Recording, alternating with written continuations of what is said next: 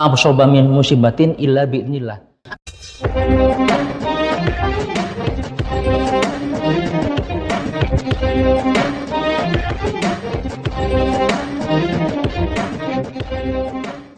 Tugasnya apa? Kita nggak bisa membayang-bayangkan tugas Jibril apa. Yang pasti malaikat tugasnya melaksanakan perintah Allah dan tidak mendurhakainya. Ada yang meriwayatkan Jibril tugas sekarang ini tugasnya menurunkan ilham kepada orang-orang yang beriman.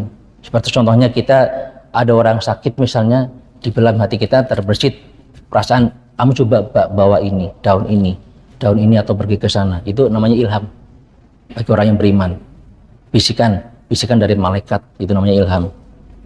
Baru yang terus malaikat Israfil. Setelah tadi Jibril, Mikail tugasnya adalah menurunkan hujan atau membagi rezeki kepada semua makhluk di alam jagat raya ini, dari manusia, tumbuhan, hewan, semua di laut. Tugasnya itu juga Mikail, menurunkan memberikan rezeki atau menurunkan hujan. Kemudian malaikat Israfil yang tugasnya meniup sangkakala, trompet yang nanti ditiupkan di hari kiamat. Apabila datang hari kiamat, trompet ditiupkan, datanglah hari kiamat. Dan sekarang kan belum kiamat, kita pun nggak boleh bertanya tugasnya apa, nggak bisa dibayangkan. Mau mengelus-elus atau membersihkan trompetnya, nggak juga begitu. Hanya Allah yang tahu. Malaikat Israfil tugasnya apa? Mencabut nyawa semua makhluk, dari hewan, manusia, apapun. Itu tugasnya malaikat Israfil yang mencabut nyawa. Karena bukan cuma nyawa manusia yang dicabut, makhluk setiap hari, setiap detik ada yang meninggal. Tugasnya malaikat Israfil. Kemudian malaikat Munkar Nakir tugasnya menanyakan manusia yang sudah meninggal dalam kubur di alam barzah. Malaikat Raqib tugasnya mencatat amal baik manusia, di ada sebelah kanan. Terus malaikat Atid tugasnya mencatat amal buruk manusia. Kemudian malaikat Malik tugasnya menjaga neraka. Malaikat Ridwan tugasnya menjaga surga. Itu yang wajib kita percayai, wajib kita imani. Kemudian yang ketiga, percaya akan kitab-kitab Allah yang diturunkan kepada Rasul. Kitab Zabur turunkan kepada Nabi Daud, kitab Taurat berikutnya untuk Nabi Musa alaihissalam, kitab Injil untuk Nabi Isa alaihissalam, dan kitab Al-Quran untuk Nabi kita Nabi Muhammad sallallahu alaihi wasallam. Kitabnya ada 4, yang lain nabi-nabi yang lain yang 25 nabi itu semuanya selain itu mendapatkan suhuf atau lembaran firman Allah. Kemudian beriman kepada para rasul-rasul Allah.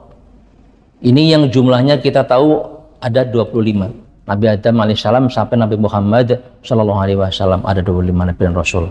Kemudian iman kepada hari akhir, hari kiamat. Kita yakin pasti hari kiamat atau hari akhir, hari pembalasan pasti akan datang. Karena dengan demikian, dengan begitu, kalau kita yakin akan adanya hari akhirat, yang mana pembalasan di situ, perbuatan apapun di dunia ini akan dibalas oleh Allah nanti di yaumil qiyamah.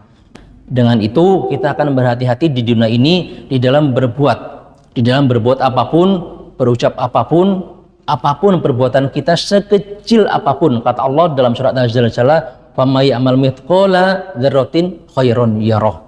Barang siapa beramal baik sebiji sawi, sebiji daro atau sebesar debu sekalipun, Allah pasti kita akan melihat balasan nanti di akhirat, balasan nikmatnya, surga.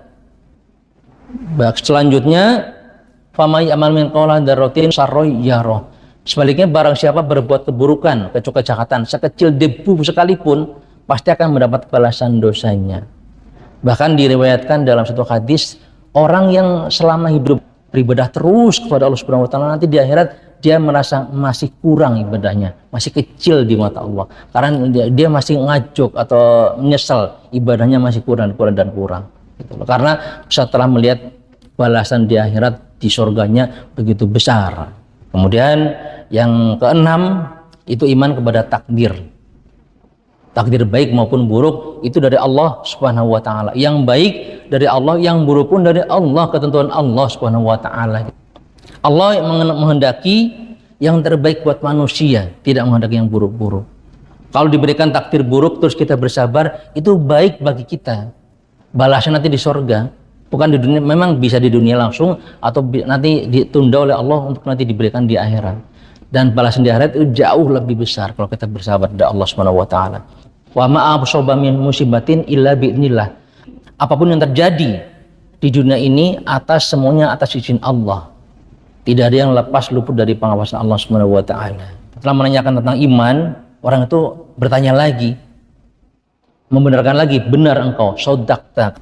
Dan orang ini juga bertanya lagi, jelaskan kepadaku tentang ihsan. Ihsan itu apa ya Muhammad? Nabi Muhammad SAW bersabda atau menjawab, ihsan ialah antabudallahu ka'annaka tarahu fa lam takun tarahu fa innahu yaraka. Ialah hendaknya engkau beribadah kepada Allah seolah-olah engkau melihatnya, dan sebab walaupun engkau tidak melihat Allah, namun dia Allah pasti melihat kamu. Jadi kita beribadah bukan cuma sholat, baca Quran, puasa, kita merasa diawasi oleh Allah Subhanahu wa taala. Kita merasa dilihat oleh Allah Subhanahu wa taala. Dengan demikian kalau kita merasa diawasi oleh Allah Subhanahu wa taala, kita tidak akan bermacam-macam. Lagi sholat, kita sedang diawasi dan sedang diawasi oleh Allah Subhanahu wa taala. Enggak bisa larak di sana kiri kanan larak diri, enggak bisa. Khusyuk itu yang disebut dengan khusyuk. Ihsan, pengertian ihsan sama dengan khusyuk. Jadi kita beribadah termasuk sholat, kita merasa sedang diawasi. Itu yang disebut ihsan, kata Rasulullah SAW, atau sama dengan pengertian khusyuk. Kemudian orang tersebut berkata lagi, coba jelaskan kepadaku ya Muhammad tentang hari kiamat. Nabi Muhammad SAW menjawab, yang ditanya tidak lebih tahu dari yang bertanya. Orang itu berkata pula, kalau begitu cobalah jelaskan kepadaku tentang tanda-tanda kiamat. Nabi SAW menjawab, tanda-tanda kiamat adalah apabila hamba atau budak sahaya telah melahirkan tuannya. Ini ada dua pengertian. Yang pertama, apabila majikan atau tuannya berhubungan dengan budaknya lalu melahirkan anak. Ini namanya kan anak majikan atau anak tuannya. Menjadi tuannya, menjadi majikannya ya ibu ini. Yang pertama. Jadi anaknya menjadi majikannya ibunya, ibunya menjadi budak sahaya. Kemudian pengertian yang kedua, itu kalau seorang ibu melahirkan anak, lalu anaknya durhaka kepada ibunya atau orang tuanya. Naudzubillah. Anak sudah dilahirkan oleh ibunya dengan susah payah, dikandung selama 9 bulan, disusui selama 2 tahun, disapih, kemudian setelah besar dia durhaka. Masya Allah, naudzubillah min dzalik. Selanjutnya, dan apabila engkau mengetahui orang-orang yang tadinya melarat, berbaju compang-camping sebagai pengembala kambing, telah berlomba-lomba membangun gedung-gedung bertingkat.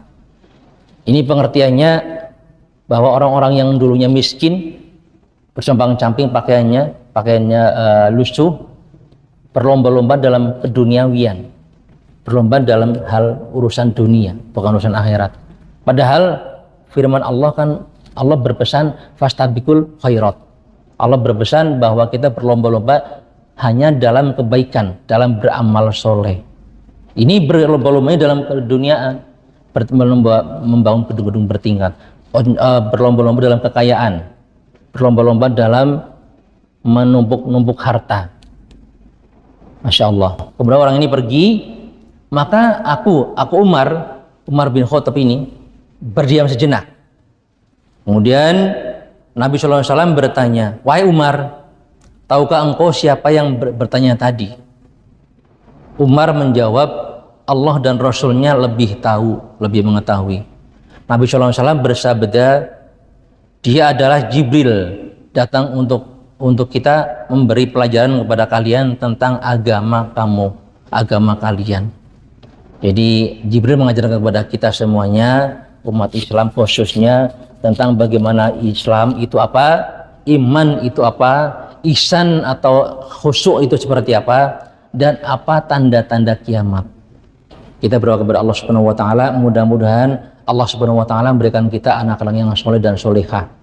Mudah-mudahan Allah Subhanahu wa taala memberikan kepada kita semuanya harta yang barokah, harta yang berlimpah tapi yang barokah, yang bisa memberikan kita kebaikan, mendekatkan kepada Allah Subhanahu wa taala. Amin ya rabbal alamin. Wallahu a'lam bishawab. Wassalamualaikum warahmatullahi wabarakatuh.